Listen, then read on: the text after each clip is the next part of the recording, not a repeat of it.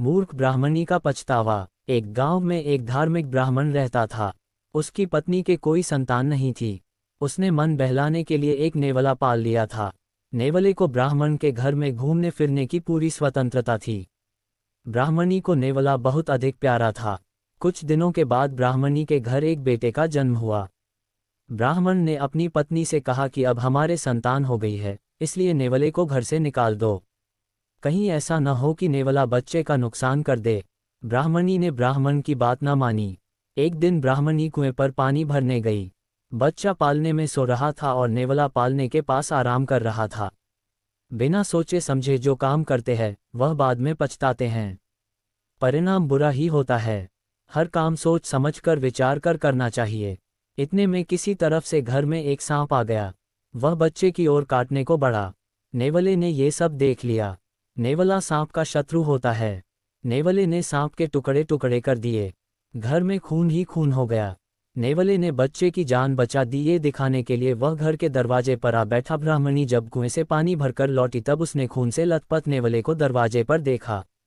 वह नेवले को देखकर घबरा गई और यह समझी कि उसने बच्चे को मार डाला है, इसलिए गुस्से में ब्राह्मणी ने नेवले पर पानी भरा घड़ा दे मारा।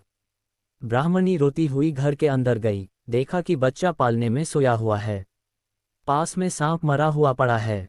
ये देखकर वह अपनी भूल पर पछताने लगी। उसको अपनी भूल मालूम हुई। सांप को देखते ही क्यों भड़क जाता है नेवला, जानिए क्या है। सदियों से चली आ रही इस दुश्मनी की वजह इंसानों के बीच दुश्मनी होना आम है, जो उनके बात व्यवहार की वजह से होती है। लेकिन आपने देखा होगा कि कुछ जानवरों के बीच भी कट्टर दुश्मनी होती है, जो खुद कुदरत ने बनाकर भेजी है। इसमें मोर और सांप, चूहे और बिल्ली की दुश्मनी मशहूर हैं। वहीं सांप और नेवले के बीच भी दुश्मनी होती है। आपने भी कभी न कभी इनको आपस में लड़ते हुए देखा होगा। सांप और नेवले की लड़ाई में कभी सांप बाजी मार ले जाता है तो कभी नेवला भारी पड़ता है। हालांकि ज्यादातर सांप नेवले के आगे अधिक देर तक टिक नहीं पाता है। लेकिन क्या कभी आपने ये सोचा है कि आखिर सांप और नेवले के बीच की दुश्मनी के पीछे की वजह क्या है? अगर आप इस सवाल का जवाब जानना चाहते हैं तो आइए आपको बताते हैं आखिर इस खूनी लड़ाई के पीछे क्या वजह है। सांप और नेवला के बीच क्यों है कट्टर दुश्मनी? सांप और नेवले की लड़ाई देखने के बाद सभी के मन में ये सवाल जरूर आता है कि आखिर इन दोनों के बीच किस बात की दुश्मनी है। ऐसे में लोग इंटरनेट पर भी ये सर्च करने की कोशिश करते हैं कि सांप और नेवले के बीच दुश्मनी क्यों है, जिस पर अलग अलग तरह के जवाब भी मिलते हैं। ऐसे में कुछ यूजर्स ने बताया कि सांप और नेवला प्राकृतिक तौर पर दुश्मन हैं। दोनों एक दूसरे को इसलिए मारना चाहता है ताकि वो खुद जिंदा रह सके। लेकिन असल में इन दोनों जानवरों के बीच दुश्मनी इस बात को लेकर है कि सांप हमेशा नेवले के बच्चों का शिकार कर लेता है, क्योंकि उसे ये खाने के तौर पर काफ़ी पसंद होते हैं। यही कारण है कि नेवला अपने बच्चों की रक्षा के लिए सांप को देखते ही उस पर हमला कर देता है। नेवले पर असर नहीं करता सांप का जहर। कई लोगों में इस तरह की भ्रांति है कि भारतीय भूरे रंग वाले नेवले पर सांप के जहर का कोई असर नहीं होता है। लेकिन असल में ये सच नहीं है। अगर सांप नेवले को काट ले तो उस पर जहर का असर कुछ समय बाद होता है। ऐसा इसलिए होता है कि क्योंकि नेवले के शरीर में एसिटिलोक्लिन रिफ्लेक्स होता है, जो सांप के जहर में मौजूद न्यूरोटॉक्सिन से उसे बचा लेता है। हालांकि नेवला सांप से अधिक फुर्तीला होता है, ऐसे में वह कई मामलों में सांप से खुद को बचा भी लेता है। सांप और नेवला की कहानी। सांप और नेवला की कहानी हिंदी। नमस्कार दोस्तों, आज हम आपके लिए लेके आए हैं सांप और नेवला की कहानी हिंदी लेख। ये सांप और नेवला की कहानी के लेख में आपको इस विषय की पूरी जानकारी देने का मेरा प्रयास रहेगा। हमारा एकमात्र उद्देश्य हमारे हिंदी भाई बहनों को एक ही लेख में सारी जानकारी प्रदान करना है, ताकि आपका सारा समय बर्बाद न हो। तो आइए देखते हैं सांप और नेवला की कहानी। बच्चों को कहानियाँ सुनना बहुत पसंद होता है। कम उम्र में ही हम अच्छे और बुरे में फ़र्क करना सीख जाते हैं। ऐसी नैतिक कहानियाँ बच्चों में नैतिक भावना पैदा करने में मदद करती हैं और उन्हें देश का अच्छा छात्र और नागरिक बनने में मदद करती हैं। परिचय। बच्चों के रूप में हम उन प्रेरक और शैक्षिकी बातों के बारे में सोचते हैं जो हमारे माता पिता हमें बताते हैं। आपके जीवन में लाभ उठाने के लिए हमने आपके लिए कुछ महान कार्य किए हैं। सांप और नेवला की कहानी हिंदी।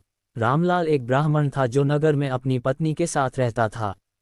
एक दिन उसकी पत्नी ने एक पुत्र को जन्म दिया और वह बहुत खुश था।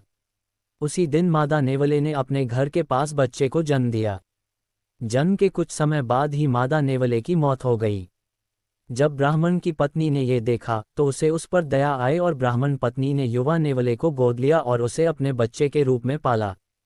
उसने अपना दूध अपने शावक और बच्चे को खिलाया, नहलाया और उन्हें एक साथ लपेटा। वह उन दोनों की प्यारी माँ थीं। उसका बेटा और नेवला दोनों एक दूसरे से बहुत प्यार करते थे और अपना सारा समय एक साथ बिताते थे। एक दिन उसे बाहर जाकर पानी लाने की इच्छा हुई, इसलिए उसने अपने बेटे को बिस्तर पर लिटा दिया और अपने पति से उस पर नज़र रखने के लिए कहा। जब वह टोकरी को बाहर ले जा रही थी, उसने कहा, मैं कुएं पर पानी लेने जा रही हूँ। कृपया हमारे बेटे का ध्यान रखें और सुनिश्चित करें कि किसी को चोट न लगे।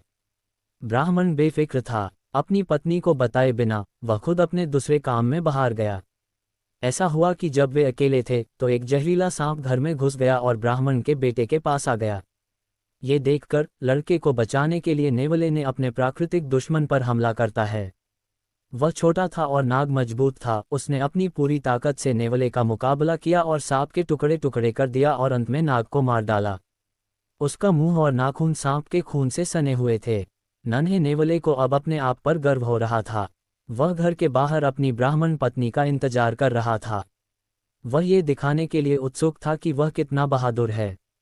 ब्राह्मण पत्नी अपने पति की लापरवाही से घबरा गई और युवा नेवले को अपने पास आते देख जल्दबाजी में पीछे हट गई। उसने देखा कि वह खून से लथपथ था और उसने ये सोचा कि नेवले ने उसके बेटे पर हमला कर दिया है। क्रोधित और निराश होकर उसने पानी से भरी भारी बाल्टी को नेवले के ऊपर फेंक दिया। छोटा नेवला गंभीर रूप से घायल हो गया। वह भागकर अंदर गई और अपने बेटे को अपने बिस्तर पर सुरक्षित सोता देख हैरान रह गई। तभी उसे झूले के पास एक सांप दिखा। वह तुरंत समझ गया कि क्या हुआ है। छोटे नेवले को, जो उसके लिए एक बच्चे की तरह था, नुकसान पहुंचाने के विचार से उसका दिल दहल उठा। लेकिन अब इसका कोई फायदा नहीं था। नेवले ने दम इसके पहले ही दम तोड़ दिया। कहानी से सीख, जल्दबाजी में कभी भी कोई निर्णय न लें।